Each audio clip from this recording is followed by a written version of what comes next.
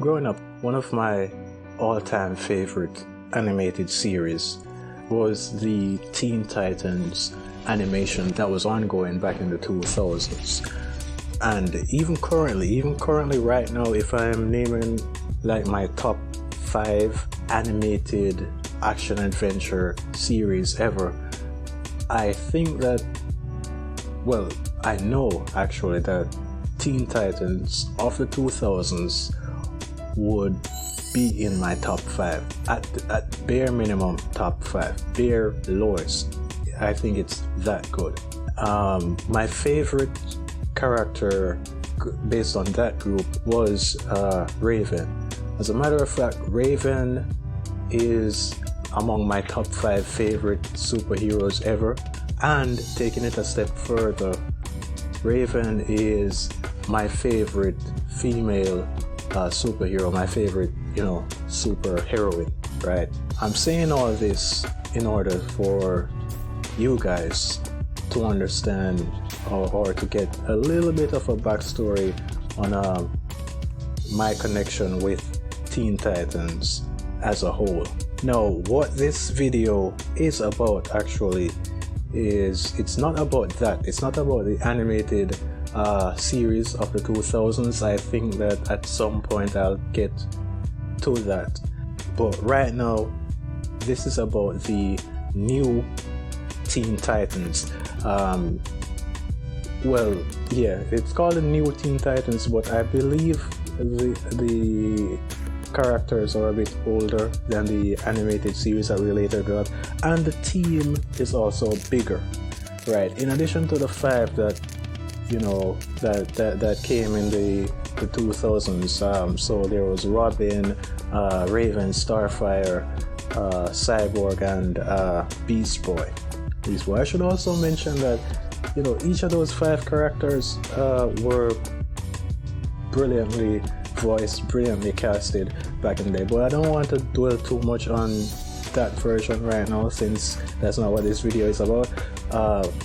So in addition to those 5, Beast Boy's name is now Changeling, I believe, but in addition to that, there's also Wonder Girl and Kid Flash. So let's get into what this video will be about, so I can wrap up the intro section and get into the rest of the content of the video. So in this video, I'll be talking about issue number 1 of the new Teen Titans comic book series. You'll see we'll go through the sections, which is the main points of the issue. I'll mention my favorite part, I'll mention the rating, I'll also include a random share, stick around for that, a little quiz, and my own little interesting spin, which is an insignificant thing I noticed in the issue. Okay, so the main point of interesting thing about this issue is that it's actually split into 2 chapters. Even though it's one issue, for some reason they have this split into 2 chapters. Now I should mention that I want to mention that I'm not that big of a comic book reader, unlike with manga and other graphic novels, but for comics I'm not. I've read Spider-Man, but it wasn't in like a comic book format. It was basically what came in the newspapers, and that was the superhero comic that I read the most of growing up. Spider-Man is one of my favorite superheroes, so there is a chance that my review here for a comic book standard might not be that spot on, that accurate or whatever. So I'm just treating this like an actual story. So normally I try to split it into 3 parts and talk about what, just give a little chat on what stood out to me the most.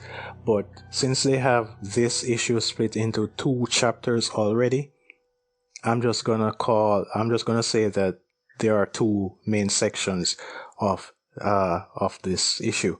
So for issue number 1, the main point of the first chapter was about rounding up the Titans, and we start off with Coriander's escape,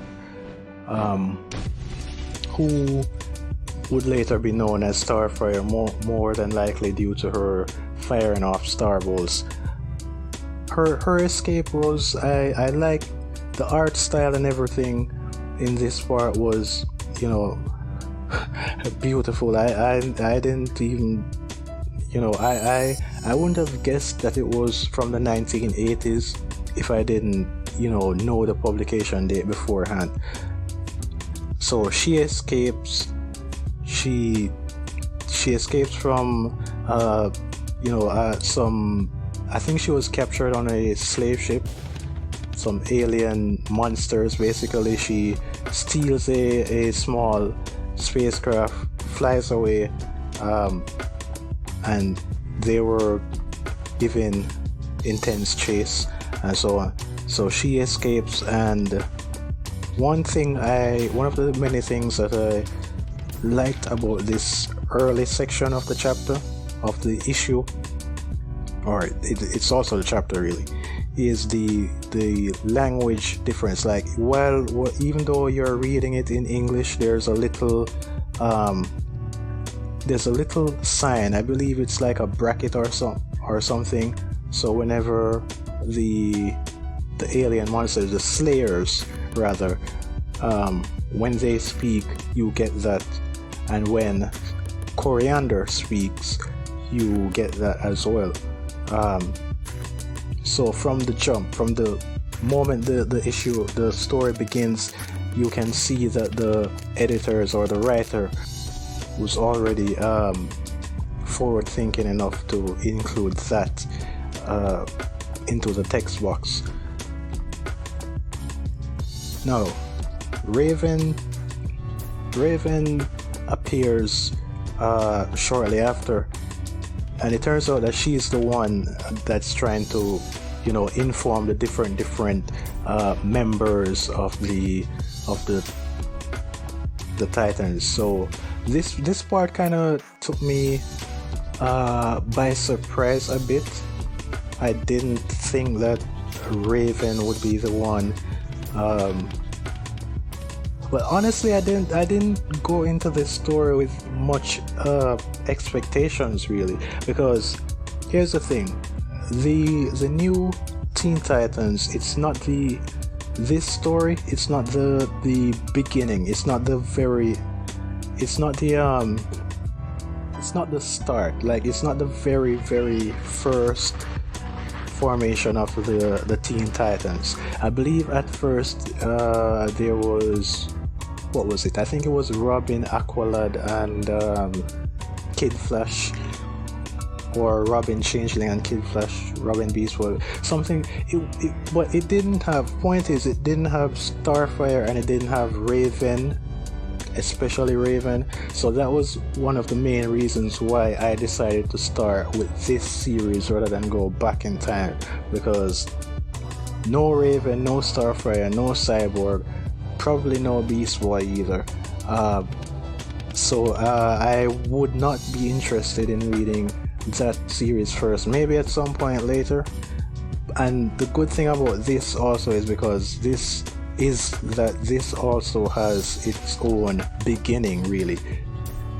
So I tested it out by browsing through the first few pages first, just to see if it's an actual beginning, because I am someone that really hates reading or watching something from the like midway through or whatever. Right, so Robin was, at his home in Wayne Manor, in his bedroom sleeping. He wakes up, he has this nightmare of, the Titans having battles, and a lot of destruction, and the typical superhero supervillain fight. Raven comes to him in his dream. Apparently he wakes up turns out that Raven is actually there, not physically, but I think she appears as an astral projection, telling him that what he saw is not a nightmare, it's a premonition on things to come, and that I think she left him clues on where to go, and that would be where the rest of the Titans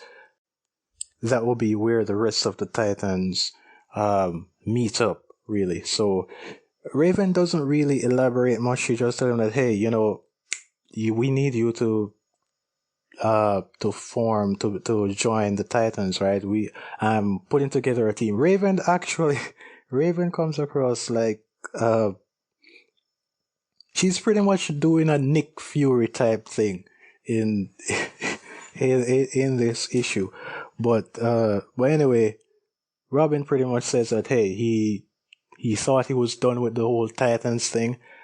He storms out. Turns out he dropped out of college. We get a little cameo from Bruce asking him where he's going, and Robin storms out, he puts on his costume. So he's pretty much still pissed at Bruce. Yeah, he's off that age, I guess. He actually made a phone call to Kid Flash as well. Flash be like, hey man, you dropped out of college, right? But I'm still in it. I got work to do. I'm done with the Titans. So he pretty much just so their phone call, that was all that came about from their phone call. Robin got on his way and moved on. One thing I liked about this whole section is, the personalities, because I think that they did a brilliant job with within a couple pages, you basically understand Raven's personality, Robin's personality, Kid Flash's personality, and the others that will show up. Well, Coriander, aka Starfire, you got a bit of her personality from the start, because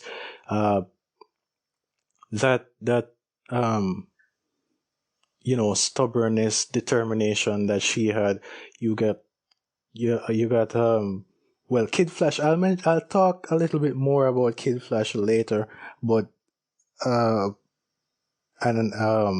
Wonder Girl shows up next, and we got a nice dynamic between Wonder Girl and Beast Boy. Beast Boy is still funny in this series. Actually, he's hilarious as usual, because these, as I mentioned earlier, these Titans are a bit older. If I were to guess, I don't remember the ages of the Titans from the 2000s era animation, and I'm not going to look it up right now either. But if I were to guess, I would guess that they're somewhere in the mid-teens. These Titans are definitely late teens, probably early 20s, right? So the jokes that Beast Boy, that if you watch the animated series, right, the jokes that Beast Boy had, it's pretty much at a slightly mature level. So I'm not sure if I'm explaining it right, but it's like he has a bit more perversion to his personality now. So he meets Robin shows up at the house where they were meeting. He meets Wonder Girl. I think that he knew Wonder Girl from before. Makes sense. One's an apprentice to Batman, the other is an apprentice to Wonder Woman. So they knew each other from before. A green dog shows up right at the same time. Wonder Girl, she's pretty much asking him, who's this? Like, why did he bring a dog in, right? So the dog jumps up in her arms and changes back into the one and only, the funniest Well, the quote unquote funniest guy of the Teen Titans group, Beast Boy. But Wonder Girl, Wonder Girl literally said, "What, Beast Boy?" And he said, "No, his name is now Changeling."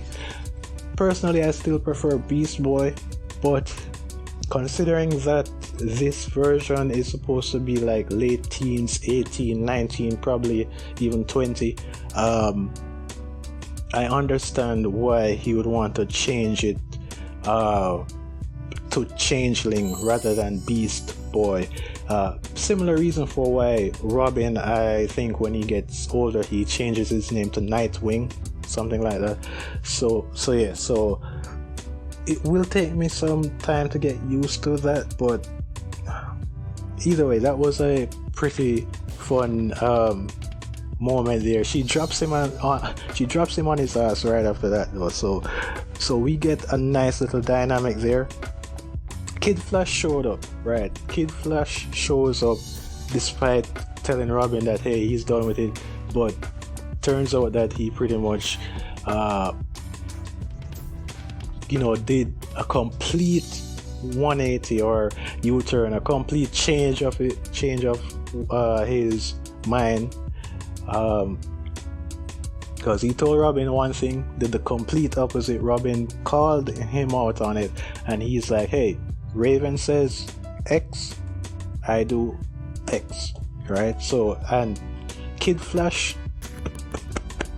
I never would have thought it before, but Kid Flash is like he's pretty much acting out what I'm thinking, or what I would say if I'm in that series, because Raven's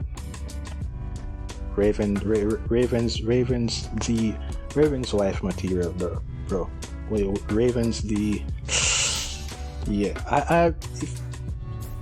I would need a whole other video to talk about Raven. Actually, I'll need multiple videos in order to properly convey how I feel about Raven, right? So let's move on to the second chapter, the second main point of this issue, which is actually rescuing the final member. Because if you're following so far, we've mentioned everyone has met except the final member, Coriander. Hopefully I'm pronouncing that correctly, but because in the series that I'm used to, that's not what she's called. I believe she's called either Cori or just Starfire, and that's it. But Coriander, the main point of this chapter was rescuing her. The second section of the issue is rescuing her.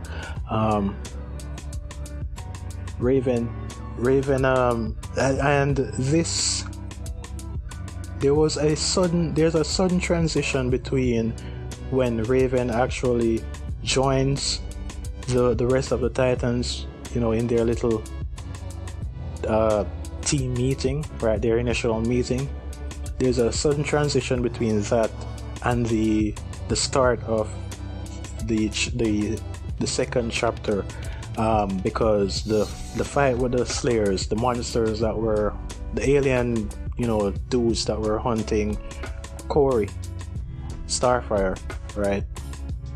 A battle broke out between those guys immediately at the start of this chapter. So, and Raven actually sat down to try and figure out where Starfire is. She did the whole astral projection thing, to try and seek her out while the battle came about. Robin actually made an interesting, maybe interesting is the right wrong. Actually, I can't believe I forgot to mention Cyborg, and I am not going back to edit this. But yeah, Cyborg, that moment that I spoke about where the Titans actually met up, Cyborg was there as well. So he showed up. We got a little bit, we didn't get we didn't get an actual like backstory on Cyborg like we got for Wonder Girl, but we got enough to know that he used to be an athlete. You know, some accident happened. His father got him changed into into who he is, a cyborg, really. He tried to join back the team. The coach said no, and then he uh, eventually, thanks to Raven, as I mentioned earlier, Raven is the one going around telling them to, put together a team to assemble, something like that, right? So, yeah, so Cyborg is there as well. So, yeah, so they're fighting the Slayers, and both groups actually coordinated their attacks well, the Titans and the alien monsters, right? And Raven did locate Starfire. She was at a house by some guy called Grant, and I think his girlfriend, and she was very much wondering, why he brought, some strange girl in their house, right? But before Raven and the others could get to Starfire, the Slayers showed up, took her again back to their slave ship, and that was how the Titans banded together and go on the rescue operation. They successfully got through to Starfire, but the chapter ends with the leader pretty much saying that he's going to target Earth because they're a bunch of they're involving themselves in things that they really shouldn't get into. So this guy is pretty much making the typical super villain or villain mistake, the thing that you can run up on Earth, right? So yeah, he's gonna get his ass handed to him at some point. So with that being said, that covers the main sections of the issue. Now, my favorite part, Grant bringing home Starfire. Right. Now here, the reason why this is my favorite part is because it's like there's no this isn't like, it's not done in a laughy type of way, right? His wife is like, the dude brings home a literal alien, right? I'm saying wife, but it's really his girlfriend. All his girlfriend is badgering him about is, why are you bringing home this strange girl? And when Raven shows up, the girl says, Carol says, hey, is this another one of your playmates? Like she's more. And the funny thing is, this was the 1980s, and it's still, that reaction from Grant's girlfriend is even more true today, right? Because if you as a guy, if you find, a girl fell from the sky, right? Obviously a damn alien, right? Once in a lifetime discovery. You bring her to the nearest place you can think of, which is your home.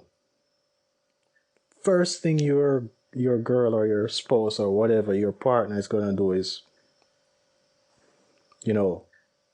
why did you bring this strange girl in the house?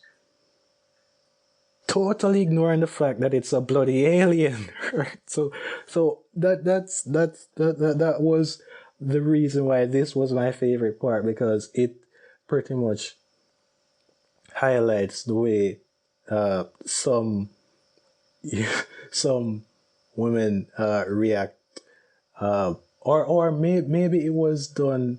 I believe this story is written from a male artist, male writer. So maybe this was something that men experienced from way back in the days when something strange happened. All girl or your wife or whatever thinks about is you're with another female, basically. So that was just fun. Yeah, that was just fun. And Starfire, I want to mention something real quick. Starfire's design. I think that I would need a whole video to go into that as well, right? But to make a long story short, Starfire's design is impeccable. It is gorgeous, right? So I actually went online and searched for her height. Turns out that Starfire, I think, should be 6'4". I'm not sure she's at that height now, but that is tall, right? She is supposedly even taller than Batman. And I kind of have a thing for tall girls, right? I'm just going to say that. But her design now, I guess, compared to the Titans animated series that we got, which I understand why the design was done in that way, but this is just remarkable. This is sexual appeal off the charts, attractiveness off the charts. Raven's design as well was a lot more mature, because if I had a crush on Raven in that way that she was drawn and that design, right? This design is a lot. This design is like Raven fully developed, basically, right? Actually, let me get into the rating for this chapter first before I mention anything else. So my rating for this, the only issue that I found was the sudden transition, the abrupt transition between the end of chapter 1 and the beginning of chapter 2. I feel like there was like at least one page missing from that. Based on what I have read, maybe the original book or whatever does have something to go in between those two chapters, and the site that I'm reading it on just doesn't have that. Maybe that's the case, but either way, 9.5 out of 10 is my rating. Now, what I want to just quickly talk about here is that I truly believe that DC dropped the ball here.